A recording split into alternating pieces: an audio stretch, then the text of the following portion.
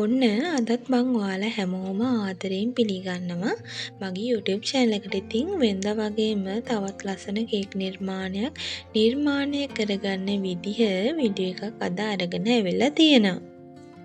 මුලින්ම අපිට මේ සඳහා අවශ්‍ය වෙනවා ග්‍රෑම් 500 කේක් දෙකක්. ඉතින් ඔයාලට පුළුවන් කේක් එක බේක් කරන වෙලාවට ට්‍රේ දෙකක දාලා කේක් එක බේක් කරගන්න.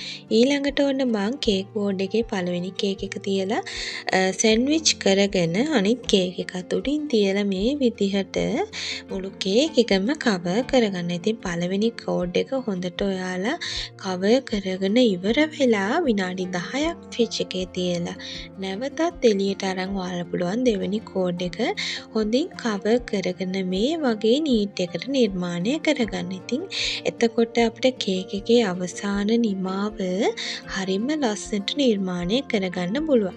මේ විදිහට ඔයාලට පුළුවන් ස්පැචුලා එකක් භාවිතා කරලා කේක් එක හොඳට නීට් කරගන්න. ඒ වගේම තමයි මම මේ කේක් එකේ වර්ණය සඳහා භාවිතා කරලා තියෙන්නේ රොයල් බ්ලූ වර්ණය. ඉතින් ඔයාලට පුළුවන් ඒ වර්ණය මේ සඳහා භාවිතා කරන්න. ඉතින් මේ තියෙන්නේ මම ඒ විදිහට නීට් කරගත්ත කේක් එක. ඊළඟට බලමු මේ කේක් එකට අවශ්‍ය වෙන ටොපර්ස් ටික කොහොමද නිර්මාණය කරගන්නේ කියලා. මුලින්ම ඔයාලට අවශ්‍ය මේ රූප ටික කලර් print out එකකින් print out අරගෙන ඒ රූපේ වටේ වෙනමම කපලා ඔයාලා මේ විදිහට ලැමිනේටින් කරගන්න ඕනේ. ලැමිනේටින් කරගත්තට පස්සේ ඔයාලා මේක වටේ කපනකොට පුංචි තීරුවක් තියෙන විදිහට කපන්න ඕනේ. නැත්තම් කේක් එකට මේක එකතු කරාට පස්සේ මේකේ තෙල් වගේ බැඳෙන්න පුළුවන්.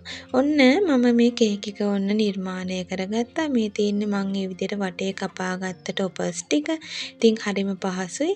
මුලින්ම මම මේ ස්පයිඩර්මෑන්ගේ මූණ මේ විදිහට තියලා මේ ටොප් එක කේක් එකට අලව ගන්නවා. ඉතින් මේක බටර් අයිසින් නිසා මේක තිබ්බහම ඇලවෙනවා. ඉතින් ඊළඟට මම මේක වටේට මේ විදිහට මට අවශ්‍ය වෙච්ච නිර්මාණ ඩිසයින් එක නිර්මාණය කරගන්න මේ විදිහට මම අලව ගන්නවා.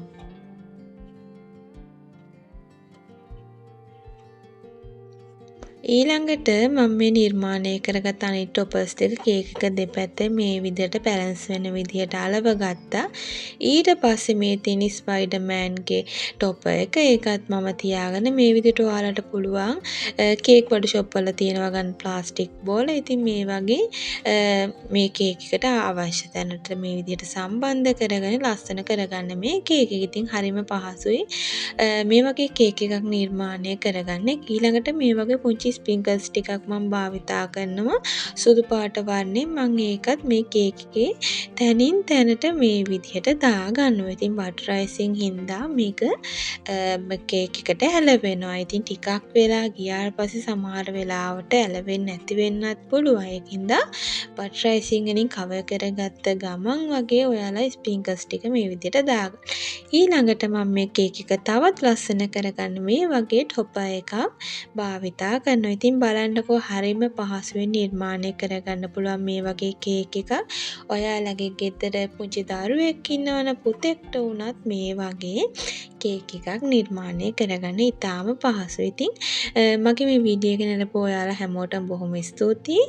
වීඩියෝ එකට කැමති නම් ලයික් කරන්න අමතක කරන්නත් එපා.